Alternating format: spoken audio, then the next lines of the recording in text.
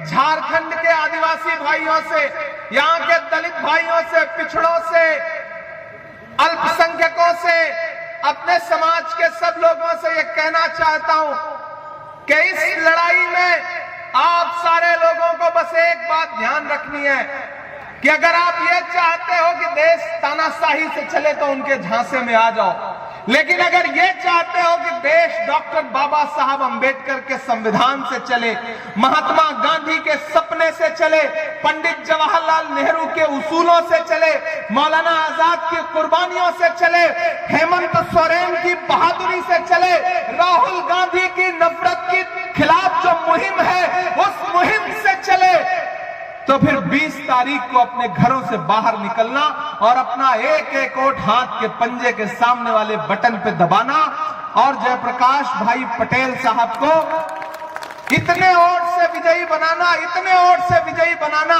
कि 23 तारीख को जब रिजल्ट आए और मैं दिल्ली में बैठ करके झारखंड चुनाव का परिणाम देखूं तो मुझे यह पता चले कि मांडू वाले ने मेरी आने की लाज रखी है, कुजू वालों ने अपना एक एक वोट जयप्रकाश भाई पटेल को दे करके मेरे आने का सम्मान रखा है।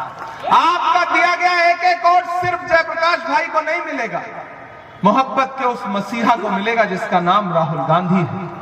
आपका दिया गया एक एक वोट सिर्फ जयप्रकाश भाई पटेल को नहीं मिलेगा, आपके बहादुर मुख्यमंत्री हेमंत सोरेन को मिलेगा। आपका दिया गया एक एक वोट सिर्फ जयप्रकाश को नहीं मिलेगा, लालू यादव को मिलेगा। आपका दिया गया एक एक वोट सिर्फ जयप्रकाश भाई पटेल को नहीं मिलेगा, आपके बेटे इमरान प्रतापगढ़ी पर आपका पर्सनल एहसान होगा।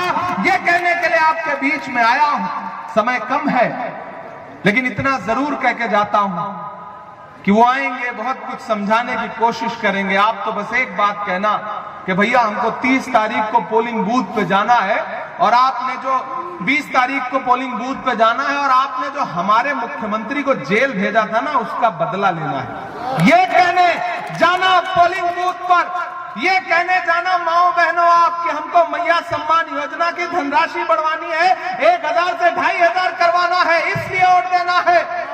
आप पोलिंग बूथ पर इसलिए जाना क्योंकि अपने अपने जिले में डिग्री कॉलेज, मेडिकल कॉलेज, शिक्षा के लिए काम होना है। मैं आज बहुत ज्यादा कृषि को लेकर के हमारी जो गारंटी है वो हमारी गारंटी लिखित गारंटी है, उनकी गारंटी नफरत की है, हमारी गारंटी विकास की है। बिजली बिल को लेकर के आपके मुख्यमंत्री ने जो गरीबों के लिए हमदर्दी दिखाई है उसको और बढ़ाना चाहते हो तो फिर 20 तारीख को घर से बाहर जाओ और झारखंड में गठबंधन की फिर से सरकार बनाओ। यही आपसे अपील करते हुए आपसे विदा लूंगा क्योंकि हेलीकॉप्टर को उड़ना है।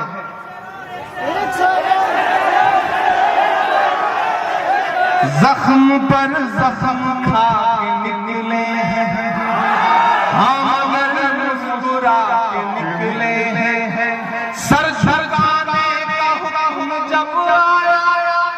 इको थोड़ा कम कर दीजिए, इतना नहीं बढ़ाना था।